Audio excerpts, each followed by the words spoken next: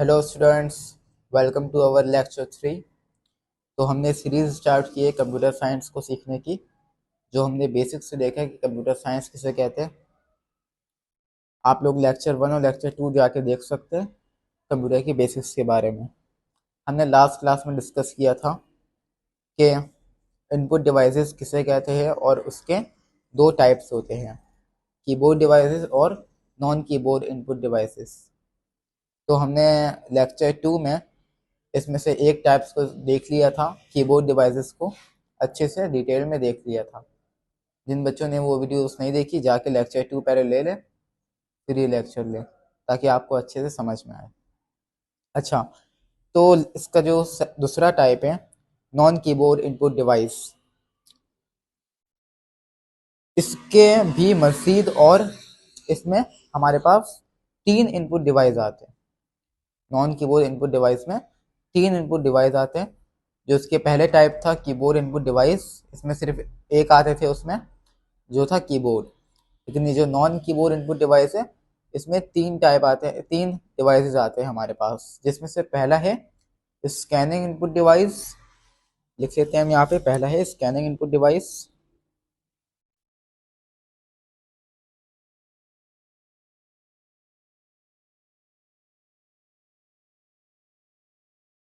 Types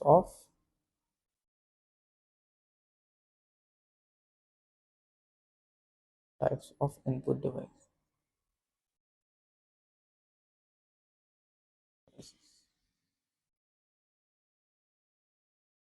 से हम देख रहे हैं, और हम नॉन कीबोर्ड को देख रहे हैं। नॉन कीबोर्ड, नॉन कीबोर्ड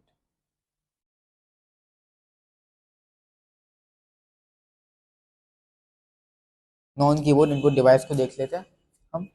इसमें हमारे पास तीन इनपुट डिवाइस आता है। तो जिसमें से पहला है हमारे पास स्कैनिंग इनपुट डिवाइस, दूसरा है पॉइंटिंग इनपुट डिवाइस और तीसरा है वॉइस इनपुट डिवाइस। जिसमें से पहला है स्कैनिंग इनपुट डिवाइस, देख लेते हैं हम। स्कैनिंग इनपुट डिवाइस,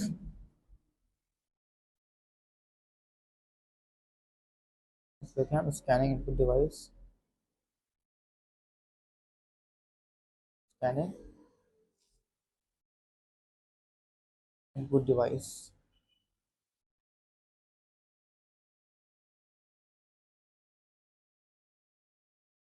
अच्छा, तो स्कैनिंग इनपुट डिवाइस किसे कहते हैं हम देख लेते हैं। हमारे पास स्कैनिंग इनपुट डिवाइस भी मजीद 5 किस्म के हमारे पास होते हैं स्कैनिंग इनपुट डिवाइस। जिसमें से पहला होता है हमारे पास OCR, ऑप्टिकल कैरेक्टर रिकॉग्निशन। क्या? OCR, optical character recognition. लिख लेते हैं हम। पहला हमारे पास होता है ऑप्टिकल कैरेक्टर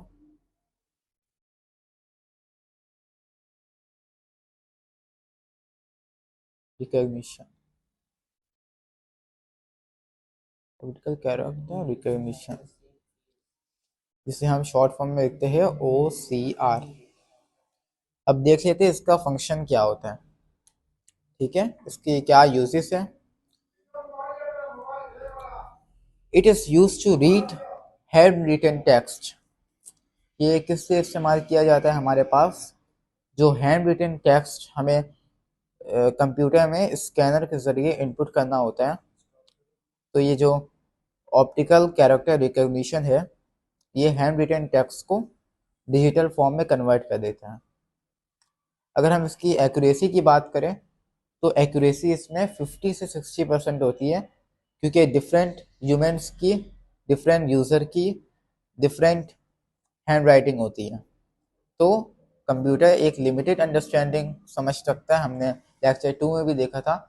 तो इसके हिसाब से ये 50 टू, इसकी एक्यूरेसी 50 to 60% रहती है, इसकी ऑप्टिकल कैरेक्टर रिकॉग्निशन की। और ये हैंड रिटन टेक्स्ट को कंप्यूटर में इनपुट करने के लिए काम आता है, ये इसका ये फंक्शन है। तो हम इसका दूसरा देख लेते हैं। दूसरा है हमारे पास ऑप्टिकल मार्क रिकॉग्निशन। दूसरा है हमारे पास क्या? Optical mark recognition, optical mark recognition. अच्छा, हमने देखा ये नॉन कीबोर्ड के 3 टाइप हैं। इस इनपुट डिवाइसेस में 3 टाइप्स आते हैं, scanning input device, pointing input device और वॉइस इनपुट डिवाइस। तो हम यहाँ पे पहले स्कैनिंग को देख रहे हैं। स्कैनिंग में मजीद हमारे पास 5 तरीके के स्कैनिंग इनपुट डिवाइस आते हैं, जो हमने जिसमें से हमने एक देख लिया और उसके बाद हम दूसरा देख रहे हैं, जो है optical mark recognition, optical mark recognition. तो हम देख लेते हैं कि ये भी क्या होता है, optical mark recognition, optical mark recognition.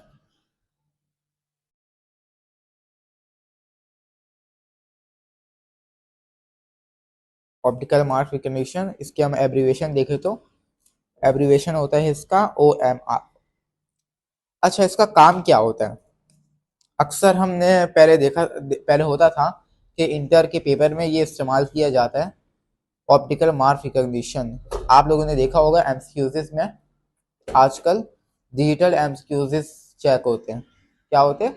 MCQs digital check होता है, कंप्यूटर चेक करता है।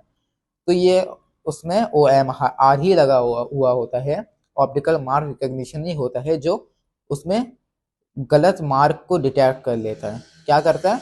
गलत मार्क को डिटेक्ट कर लेता है। It is use to detect any mistake और missing marks on the page. यानी अगर आप पेज में कोई मिसिंग मार्क्स होगा जहाँ पे होना चाहिए था, निशान होना चाहिए था, लेकिन बच्चे ने नहीं लगाया, तो उसमें ये इसे डिटेक्ट कर लेता है, और कोई रॉन्ग मार्क्स और मिसिंग मार्क्स को ये डिटेक्ट कर लेता है। It is commonly use in inter test to detect MCQs answer.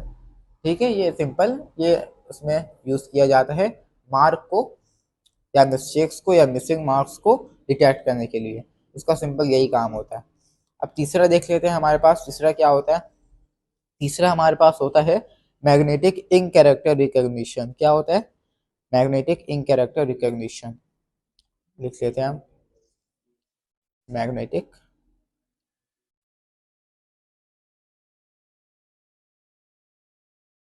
Magnetic ink character recognition, character recognition.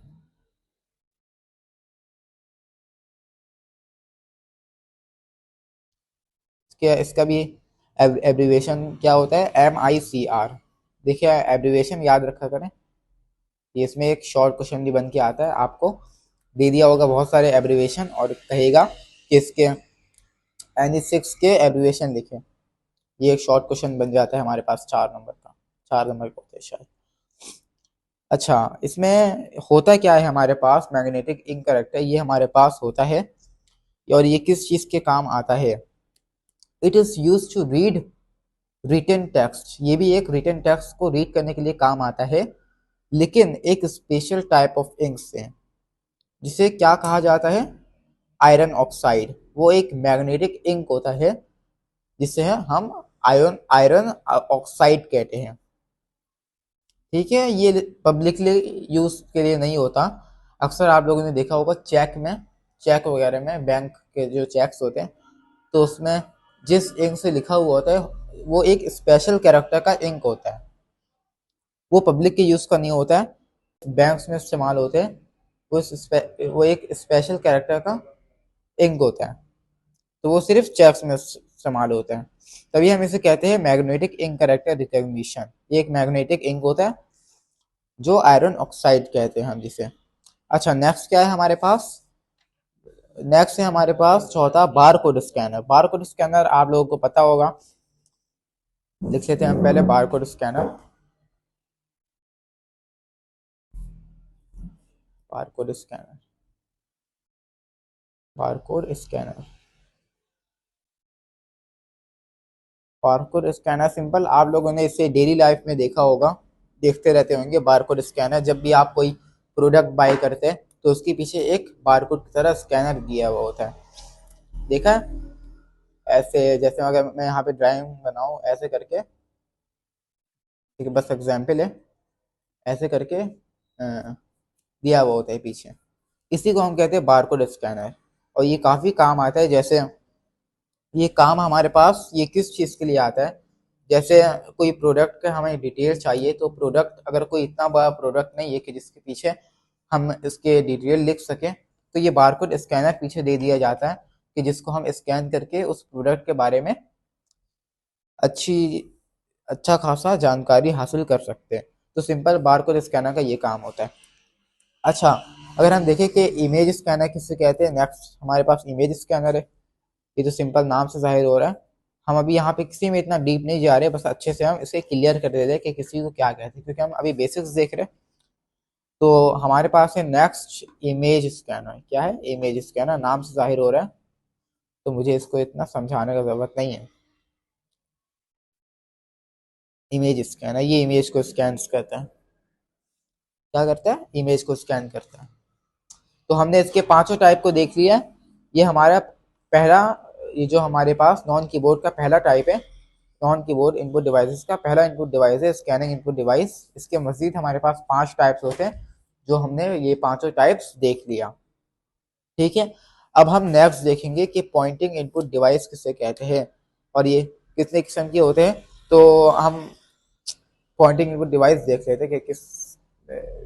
अच्छा, तो स्टूडेंट्स हम नेक्स्ट देखने जा रहे हैं कि पॉइंटिंग इनपुट डिवाइस हमारे पास कौन कौन से होते हैं और उसके वर्किंग क्या है। ठीक है, तो हमारे पास पॉइंटिंग इनपुट डिवाइस में पहला आ जाता है हमारे पास लाइट पेन। क्या? Light pen. लाइट पेन आप लोगों ने नाम सुना होगा। अभी हम देखते हैं कि ये किस चीज़ के लिए इस्तेमाल हुआ जाता है। ठीक है, अब हमारे पास यहाँ पे शुरू हो गया है हमारा pointing input device. Pointing input device, pointing Poynting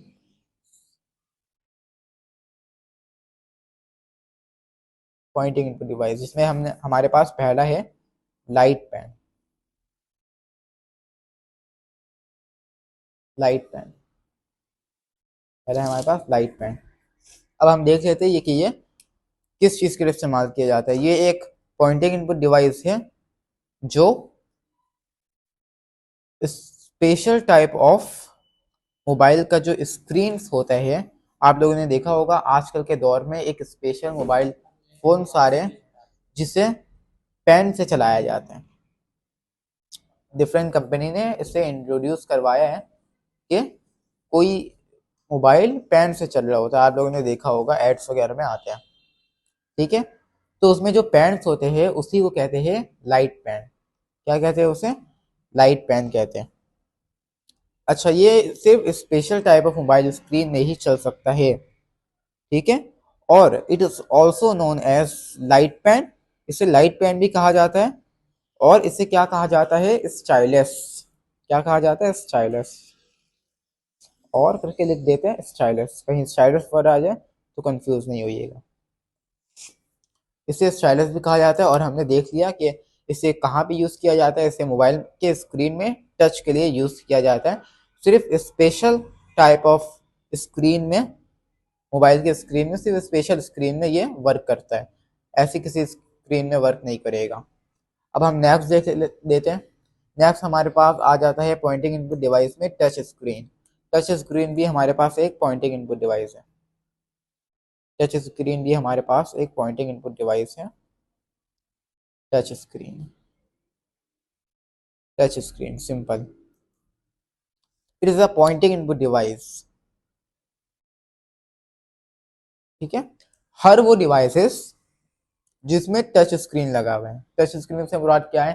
तो जिसमें आप टच करो तो चीज़ें खुद ब खुद हो जाए। ठीक है, उसमें सिर्फ आप टच करो। आज के ज़माने में, हमारे मॉडर्न एज में, तकरीबन ये जो चाह रहे तमाम कंपनियां चाहती है कि वो हर प्रोडक्ट में टच स्क्रीन ले आए, ताकि हमारी आसानी हो सके। ये इलेक्ट्रिसिटी अप्लायंसेस में होते हैं काफ़ी ज़्यादा। ठीक है, तो हर वो डिवाइसेस में जिसमें टच स्क्रीन लगे हुए होते हैं उसे पॉइंटिंग इनपुट डिवाइस कहते हैं।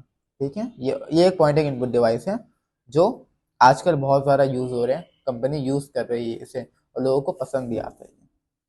अच्छा, तो हमारे पास नेक्स्ट है जॉयस्टिक। ये क्या होता है joystick? It is a pointing input device specially for gaming. अच्छा, जॉयस्टिक देखा है ना, जो गेमिंग के लिए यूज होता है, वो भी एक पॉइंटिंग इनपुट डिवाइस है। ये भी एक पॉइंटिंग इनपुट डिवाइस है, जॉयस्टिक। जॉयस्टिक ये भी एक पॉइंटिंग इनपुट डिवाइस है, स्पेशली फॉर गेमिंग। ये गेमिंग के लिए यूज किया जाता है, आप लोगों को तो अच्छे से पता होगा। अच्छा, तो नेक्स्ट है हमारे पास डिजिटाइजर। ठीक है, डिजिटाइजर। डिजिटाइजर भी देख सकते हैं ये क्या होता है और कहाँ यूज होता है। डिजिटाइजर, डिजिटाइजर ये भी हमारे पास एक पॉइंटिंग इनपुट डिवाइस होता है, जो मोस्टली कहाँ यूज होता है। मोस्टली इसे कौन यूज करता है, ग्राफिक डिजाइनर्स यूज करते हैं, ग्राफिक को डिजाइन करने के लिए। ये डिजिटाइजर एक तरीके का पॉइंटिंग इनपुट डिवाइस है, जिसे मोस्टली ग्राफिक डिजाइनर्स यूज करते हैं, और इसे ग्राफिक टेबल भी कहा जाता है। इसे ग्राफिक टेबल भी कहा जाता है। क्या कहा जाता है, ग्राफिक टेबल। इसे ग्राफिक टेबल भी कहा जाता है। इसे ग्राफिक टेबल भी कहा जाता है। अच्छा, तो हमारे पास आखिरी पॉइंटिंग इनपुट डिवाइस है पेन बेस्ड कंप्यूटर। ये पेन बेस्ड कंप्यूटर क्या होता है, it is a pointing input device जो कंप्यूटर में यूज किया जाता है पेन को यूज करते हुए। जब हम कंप्यूटर में कोई डाटा या टेक्स्ट इंसर्ट करते हैं, तो हम अगर हम इस पेन के जरिए करें तो जिसे हम पेन बेस्ड कंप्यूटर कहते हैं। क्या कहते हैं, pen based computer. Mostly use by old human beings. इसे अब यूज नहीं किया जाता, ओल्ड ह्यूमन बींग्स इसे यूज करते थे, who did not know how to use keyboard. अच्छा, ये यूज कौन से लोग करते थे, जिन्हें कीबोर्ड का नहीं पता होता था कि ये कीबोर्ड यूज कैसे किया जाता है, जिन्हें कीबोर्ड चलाना नहीं आता था। तो वो लोग पेन बेस्ड कंप्यूटर यूज करते थे, कि वो पेन से लिखते थे और कंप्यूटर में डाटा इंसर्ट हो जाता था। क्या हो जाता था, इंसर्ट हो जाता था। तो हमने यहाँ पर देख लिया इसके पॉइंटिंग इनपुट डिवाइस के भी देख लिया 5, कैसे क्या कहते हैं, इसके सब तमाम देख लिए कि ये किन चीज़ों के लिए काम किया जाता है और इन्हें क्यों इस्तेमाल किया जाता है। अच्छा, तो नेक्स्ट स्टूडेंट्स हम नेक्स्ट देख लेते हैं कि हमारे पास लास्ट बाकी है, last non keyboard input device हमारे पास बाकी है। हमने स्कैनिंग इनपुट डिवाइस भी देख लिया किसे कहते हैं और पॉइंटिंग भी देख लिया। अब हमारे पास लास्ट बाकी है, जिसे हम कहते हैं वॉइस इनपुट डिवाइस। क्या होता है भाई, voice input device is a device that transfer the data of the user in the form of voice। In voice क्या हो जाता था, इंसर्ट हो जाता था। तो हमने यहाँ पर देख लिया इसके पॉइंटिंग इनपुट डिवाइस के भी देख लिया 5, कैसे क्या कहते हैं, इसके सब तमाम देख लिए कि ये किन चीज़ों के लिए काम किया जाता है और इन्हें क्यों इस्तेमाल किया जाता है। अच्छा, तो नेक्स्ट स्टूडेंट्स हम नेक्स्ट देख लेते हैं कि हमारे पास लास्ट बाकी है, last non keyboard input device हमारे पास बाकी है। हमने स्कैनिंग इनपुट डिवाइस भी देख लिया किसे कहते हैं और पॉइंटिंग भी देख लिया। अब हमारे पास लास्ट बाकी है, जिसे हम कहते हैं वॉइस इनपुट डिवाइस। क्या होता है भाई, voice input device is a device that transfer the data of the user in the form of voice। Voice input devices एक ऐसा इनपुट डिवाइस है जो यूजर के डाटा को वॉइस के फॉर्म में कंप्यूटर को में इंसर्ट कराता है। जो यूजर के डाटा को वॉइस के फॉर्म में इंसर्ट कराता है। हम यहाँ पे लिख लेते हैं, क्या देख रहे हैं हम, voice input device. Voice input device, voice input device ये हमारे पास लास्ट पार्ट है इसका, स्कैनिंग डिवाइस का। अच्छा,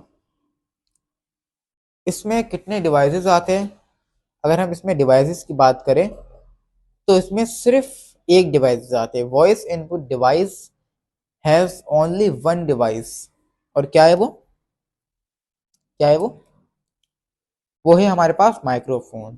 क्या है, माइक्रोफोन।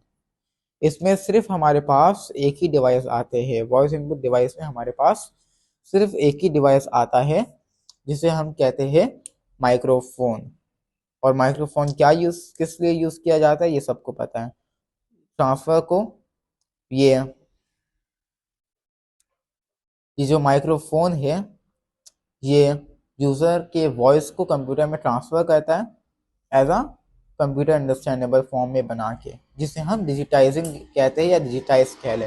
यानी ये माइक्रोफोन जो है, जो यूजर ने डाटा दिया in the form of voice, ये इसे कंप्यूटर अंडरस्टैंडेबल फॉर्म में डिजिटाइज करके यानी इसको बाइनरी लैंग्वेज में बना के कंप्यूटर में ट्रांसफ़र कर देता है। तो माइक्रोफोन का ये काम है।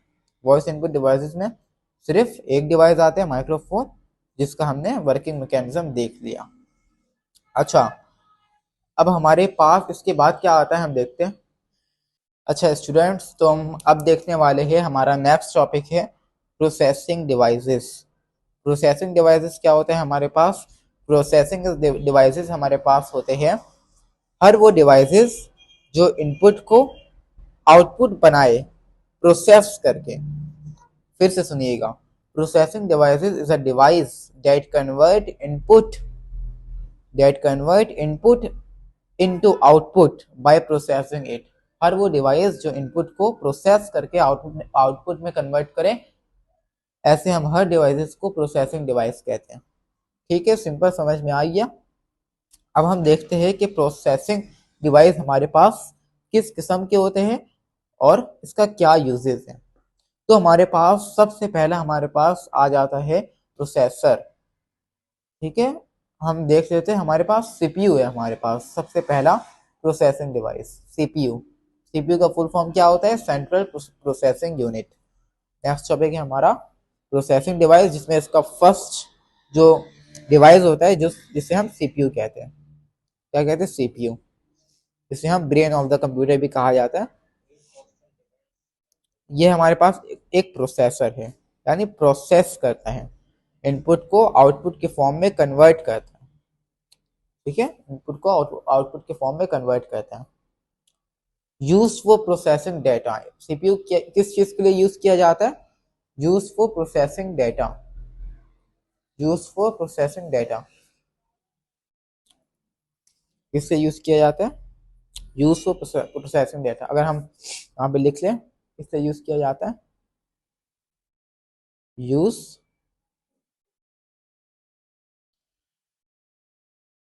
Process data. सीपीयू का यूजेस क्या है हमारे पास? पहला यूज आ गया यूज फॉर प्रोसेस डेटा। अब हमारे पास मजीद दो मेजर कंपोनेंट्स होते हैं सीपीयू के। ठीक है, सीपीयू के दो हमारे पास मेजर कंपोनेंट्स होते हैं। लिख लेते हैं इसको भाई, क्या होता है इसमें से। हमारे पास पहला आ जाता है ए एल यू। क्या आ जाता है हमारे पहला? A L U. इसका फुल फॉर्म क्या है हमारे पास? Arithmetic and logical unit. क्या है हमारे पास? अर्थमेटिक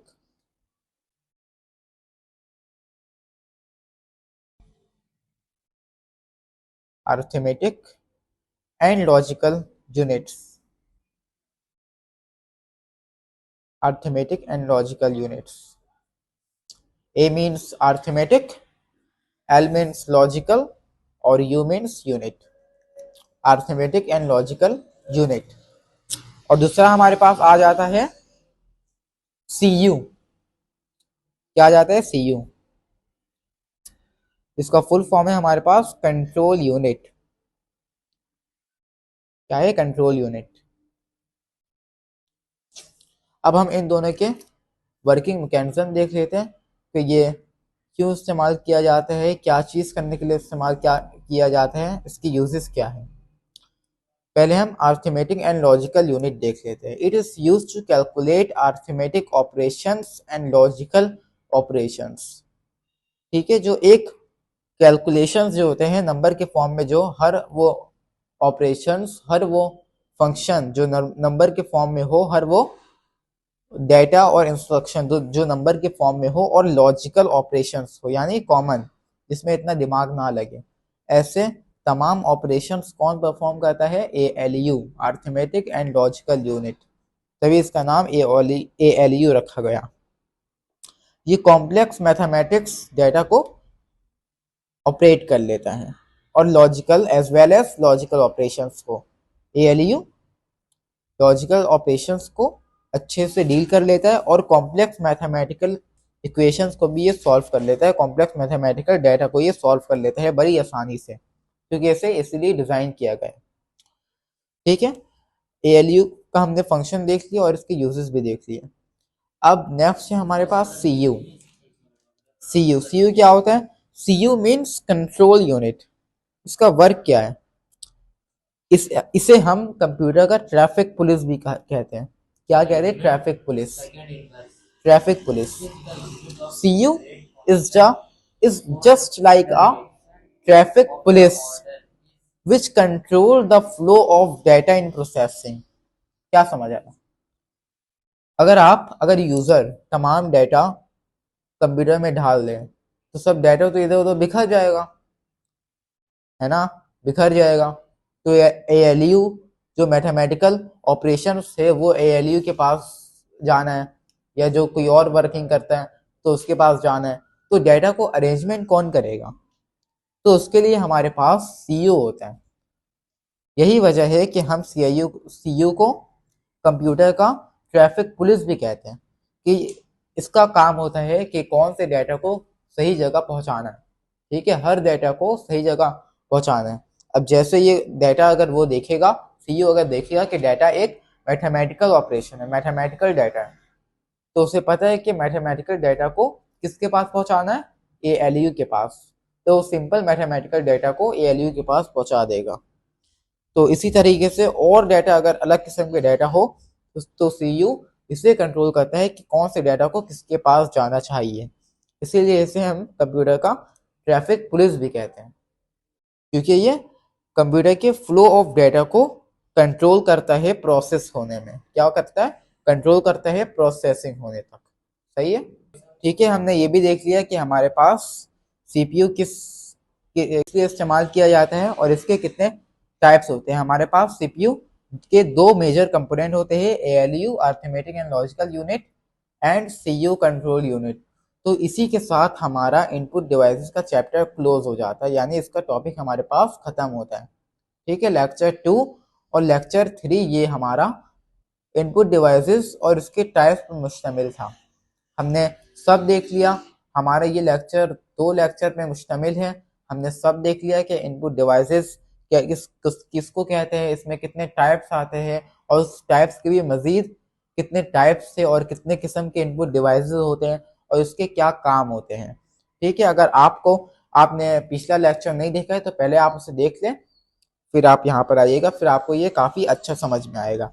तो इसी के साथ हमारा आज का ये इनपुट डिवाइसेस का टॉपिक जो है क्लोज हो जाता है। अब हमारा नेक्स्ट लेक्चर के लिए वेट कीजिएगा आप लोग। अगर आपको इसमें सब कुछ समझ में आया हो और अगर आपके पास कोई क्वेश्चंस हो तो आप कमेंट में कीजिएगा, मैं आपको आंसर दूंगा। तो हमारे नेक्स्ट लेक्चर आने वाला है लेक्चर 4। ये हमारा पूरा होगा आउटपुट डिवाइस के ऊपर। हमने लेक्चर 2 और लेक्चर 3 में इनपुट डिवाइसेस को कंप्लीट कर लिया बहुत अच्छे से। हमारा जो नेक्स्ट लेक्चर होगा लेक्चर 4, ये हमारा आउटपुट डिवाइसेस में मुश्तमिल होगा, जो बहुत इंटरेस्टिंग होने वाला है। इसमें हम आउटपुट डिवाइसेस को देखेंगे कि क्या होते हैं आउटपुट डिवाइसेस, कितने किस्म के होते हैं, इसके वर्किंग मैकेनिज्म क्या होता है, इसके यूजेस क्या होते हैं, ये हम देखेंगे नेक्स्ट लेक्चर में। जब तक का अल्लाह हाफिज। अगर आपको ये वीडियो अच्छा लगा हो तो इसे अपने दोस्तों के साथ शेयर कीजिएगा, चैनल को सब्सक्राइब कीजिएगा, लाइक कीजिएगा और कमेंट कीजिएगा अगर आपके कोई क्वेश्चन थे। तो नेक्स्ट लेक्चर का वेट करें। लेक्चर 4 में हम काफ़ी चीज़ें कवर करेंगे और लेक्चर 4 हमारा आउटपुट डिवाइसेस के ऊपर होगा। अगर इस वीडियो के रिलेटेड लेक्चर 3 के रिलेटेड अगर कोई क्वेश्चन है तो आप कमेंट में कर सकते हैं। सो वेट फॉर लेक्चर 4। जब तक अल्लाह हाफिज़।